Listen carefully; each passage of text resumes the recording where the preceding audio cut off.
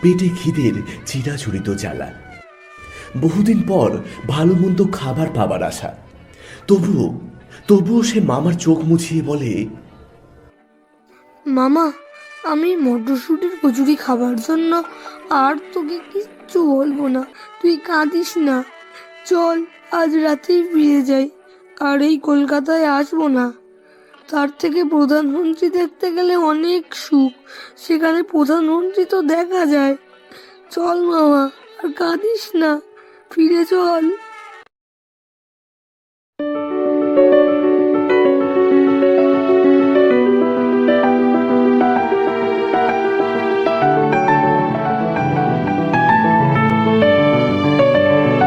সময় অডিও, আপনার ভালোবাসার অবসর যাপন।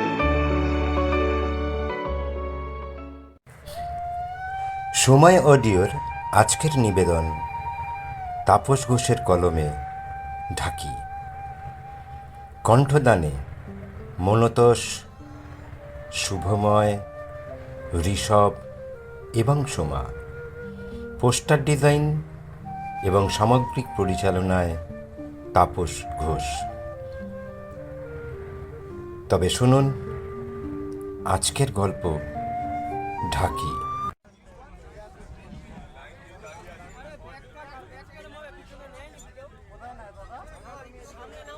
দুপুর 12টা নাগাদ ওরা দুজন শিয়ালদা স্টেশনে নামল। অজানা জায়গা, কিছুই চেনা নয় বাদলের। এত ভিড় কোনোদিন দেখেছে বলেও মনে করতে পারল না। কয়েক মাস আগে মামার সাথে মুর্শিদাবাদে প্রধানমন্ত্রী দেখতে গিয়ে এমন ভিড় দেখেছিল। অবাক বাদল মামাকে জিজ্ঞাসা করল, মামা, এত লোক কি সব প্রধানমন্ত্রী দেখতে যাচ্ছে? ধুর বোকা, এটা শিয়ালদা। এখানে প্রতিদিন প্রচুর মানুষ আসে যায় তাদের কাজের জায়গা। এত? অবাক বাদল মামা তমালের পাশে দাঁড়িয়ে অচেনার আনন্দে অজানাকে পান করতে থাকে। এত বড় প্ল্যাটফর্ম সে এই প্রথম দেখল। মাইকে ঘোষণা হচ্ছে প্রতিনিয়ত। বোর্ডে লাল অক্ষরে লেখা ট্রেনের গন্তব্য। সবকিছু কেমন স্বপ্নের মতো লাগে। বছর 8 বাদল কেমন ভেসে চলে রূপকথার দেশে। কিরে বাদল, চল, এবার প্ল্যাটফর্ম থেকে বেরোতে হবে। তোর খিদে পায়নি? তমালের কথায় ছোট্ট বাদল কেমন নিজের লাগেজ তুলে নিয়ে মামার হাত ধরে সম্মোহিতের মতন চলতে থাকে। পিঠে ঢাক তুলে দিয়ে তমাল অন্য ঢাকিদের সঙ্গে চলে। আগের বছরও বাবার সাথে এসেছিল এই শহুরে গোলকধাঁধায়। তমালের বাবা মাস 6 হলো মারা গেছেন। অপুষ্টিজনিত কারণে অকালেই চলে গেলেন। বয়স সবে মাত্র 16। তবুও এই নুন আনতে পান্তা ফুরনো পরিবারের হাল ধরতে হয়েছে তমালকে। একমাত্র দিদিও মাতাল দুশ্চরিত্র স্বামীর ঘর করতে পারল না। সেও আজ তার ভাইয়ের সংসারে। বছরের এই সময়টায় তাদের রোজগারের সময়। অন্য সময় 100 দিনের কাজ পায় অন্য সকলে, কিন্তু কিশোর তমাল সেই সুখ থেকে বঞ্চিত। তাই পুকুর পাড়ের শাক তুলে বাজারে বিক্রি, আর অন্যের ফাই ফরমাস খাটা ছাড়া আর কোনো উপায়ই নেই। বাবুদের পুজোই একমাত্র উপায়, যেখানে ঢাক বাজিয়ে রোজগার করা যায়। ওই কটা দিন এদের পেট ভর্তি খাবার জোটে। সারা বছর আধপেটা খেয়ে বেঁচে থাকা জীবনে কটা দিন বাবুদের মতন বাঁচার সুযোগ। নিজেরাই রান্না করে খায়। এই দিনগুলোতে তাদের নিরামিষ নিষ্ঠা নিয়ে তারা ঢাক বাজায় মাতৃ আঙিনায়। এবার মহাজনের কাছে বেশ কিছু টাকা ধার নিয়ে ফেলেছে তমাল। ফেটে যাওয়া ঢাক আবার নতুন করে ছাইতে হয়েছে। ছোটে টান দিতে হয়েছে আওয়াজের গাম্ভীর্য আনার জন্য। আজকাল সবাই আর চামড়া দিয়ে ঢাক ছায় না। প্লাস্টিকের ঢাক খুবই সস্তা, কিন্তু আওয়াজের সেই মাধুর্যতা কই। কিন্তু পুরনো ঢাক, তার কদরই আলাদা। সেই বোধন থেকে বাজনা শুরু, একদম বিসর্জনের জল স্থির হওয়া পর্যন্ত নানান তাল বেজে ওঠে ঢাকে কাঠি পড়ার সাথে সাথে। দিনের বিভিন্ন সময়ে বিভিন্ন তালের নাচন। বাবা বলেছিল, ঢাক হচ্ছে আমাদের সরস্বতী, আমার লক্ষ্মীও বটে। এই আমাদের পেট চালিয়ে আসছে বহু যুগ, এইটাই আমাদের অস্তিত্ব। জমিদারি আমলে আমাদের পূর্বপুরুষরা জমিদারদের মাইন্ডার ছিল।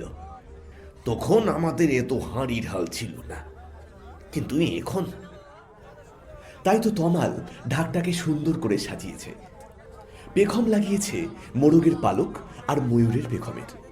ঢাকের সারা শরীর ভেলভেট আর জরির কাপড়ে ঢেকে অপরূপ সুন্দর করে তুলেছে। এই পুজোতে তমালের ভালো রোজগার না হলে আরও কষ্টের মধ্যে পড়তে হবে। একে নিত্য খাবার জোগাড় করার লড়াই, তার উপর সুদখোর ধ্যানেশ মহাজনের ঋণের বোঝা। তার চোখে মুখে ভয়ের কালো আকাশ বাসা বেঁধেছে। তমালকে দুর্ভাবনার খাদে ফেলেছে মহাজন ধ্যানেশের কুটিল মস্তিষ্ক। তার এই দুশ্চিন্তার চোরাবালিতে ভেসে উঠল বাস্তবের ভেলা, বাদলের প্রশ্নে। মামা, আর কত দূর যেতে হবে? খুব খিদে পেয়েছে।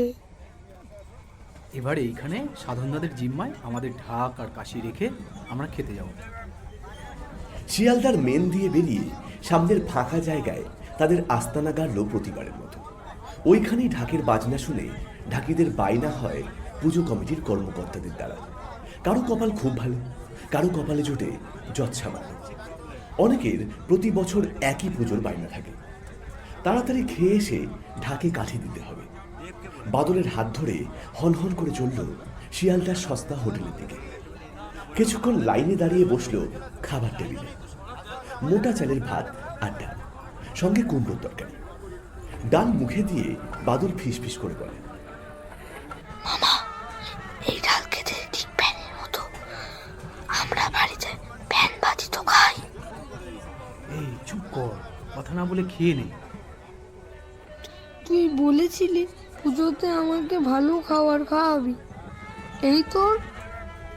আরে বোকা, আমি বলেছিলাম যেখানে ঢাক বাজাতে যাব সেখানে। বাঁধাকপির তরকারি খাওয়াবি, মটরশুটির কচুরি।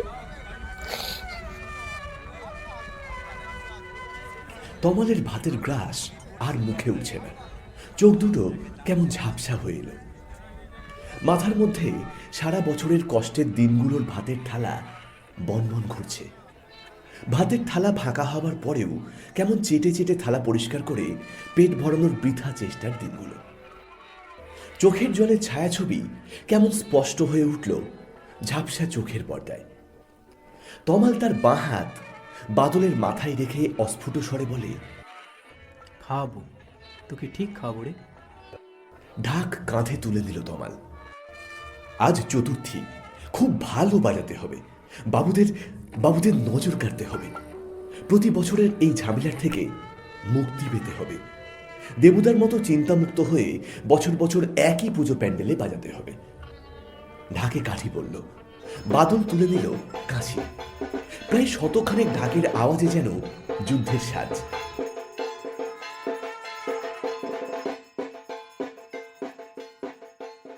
প্রায় ঘন্টা দুয়েক বাজানোর পর তমাল গামছায় ঘাম মোছে।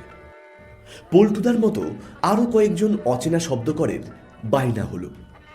শব্দকর মানে যে ঢাকি, এই কথাটা তমাল তার বাবার কাছেই শুনেছিল।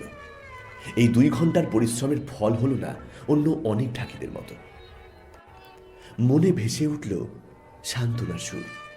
হবে হবে, ঠিক হবে। কিন্তু একজনও তো তাদের লক্ষ্যই করেনি। তমাল হতাশ হয়। অপলক দৃষ্টি খুঁজে বেড়ায় তার কাঙ্ক্ষিত আশাকে।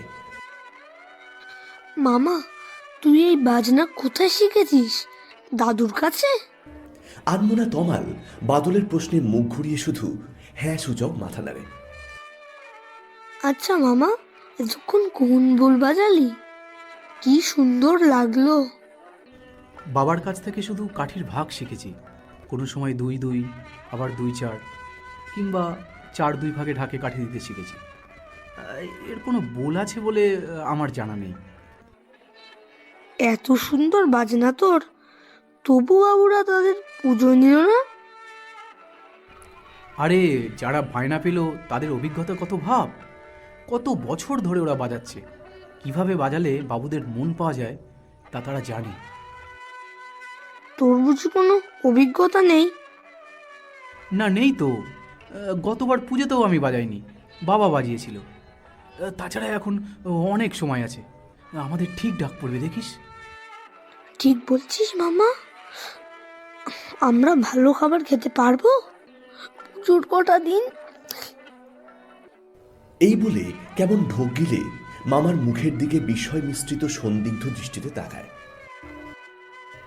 তমাল চোখের জল ঢাকার জন্য গামছায় মুখ মোছে আর বাদলের মাথায় হাত দিয়ে স্তোক বাক্য দেয়। পাবি বাদল, তুই ঠিক খেতে পাবি। সন্ধ্যের শহুরে আলোয় চা বিস্কুট খেয়ে তমাল ঢাক তুলে নেয়। ঢাকে বধূনের বোল তোলে, এক মনে সে বাজিয়ে চলে। তার সাথে তার পা তুলেছে নাচের ছন্দ, কখনো চরকি, কখনো বা ঝাঁপ। শিয়ালদা চত্বর মেতে ওঠে ঘূর্ণির ছন্দে। হাফ চরকি নাচে বাজল দুর্গা মায়ের ঘুম ভাঙানোর বাজনা, বাজল আরতির বিরামহীন বাজনা।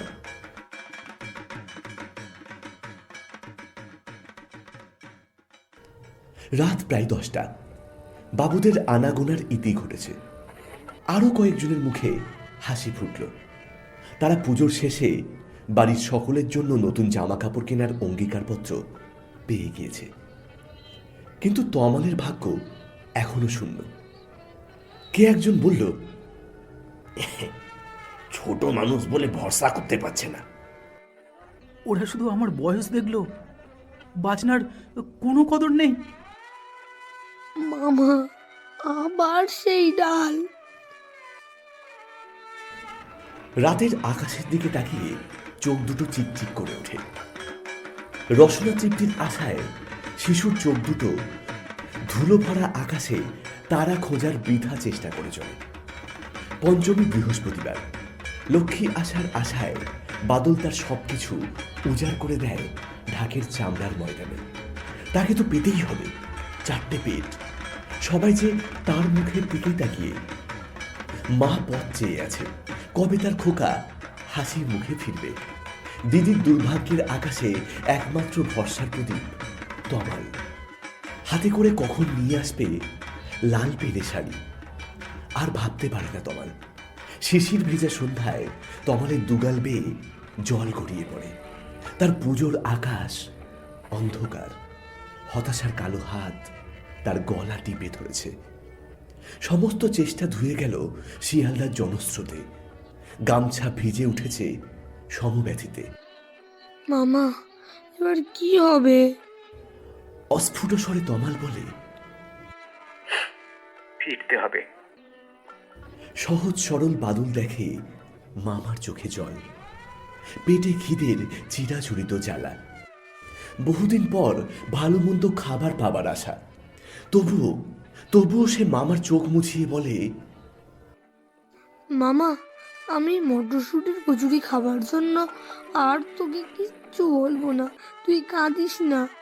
চল, আজ রাতেই ফিরে যাই। আর এই কলকাতায় আসবো না। তার থেকে প্রধানমন্ত্রী দেখতে গেলে অনেক সুখ। সেখানে প্রধানমন্ত্রী তো দেখা যায়। চল মামা, আর কাঁদিস না, ফিরে চল। তমাল তার ভাগনাকে বুকে জড়িয়ে ধরে। চোখ দুটো আর কোনো নিষেধ মানছে না, অঝোর ধারায় বইছে। মুখের কথা গলার কাছে এসেই থেমে যাচ্ছে। পাগলের মতো বাদলকে আদর করছে সে। যে কতিপয় মানুষ ওই পথে যাচ্ছিল তারা ক্ষণিকের জন্য দাঁড়িয়ে পড়ে।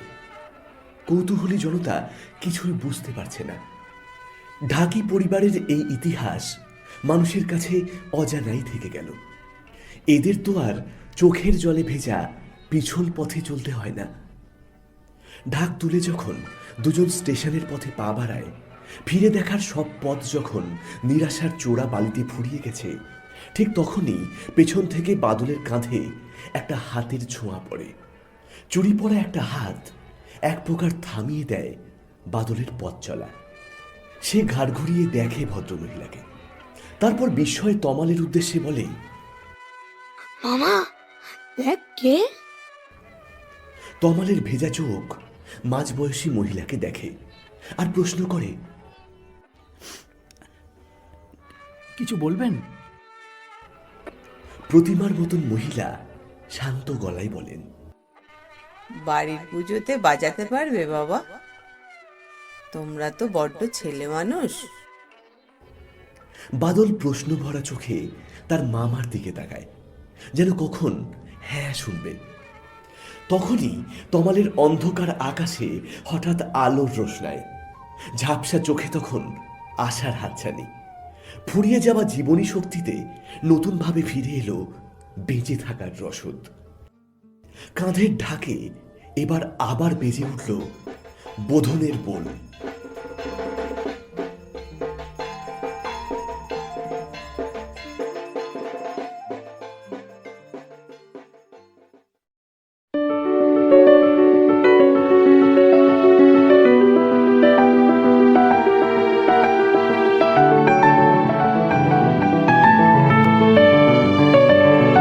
সময় অডিও, আপনার ভালোবাসার অবসর যাপন।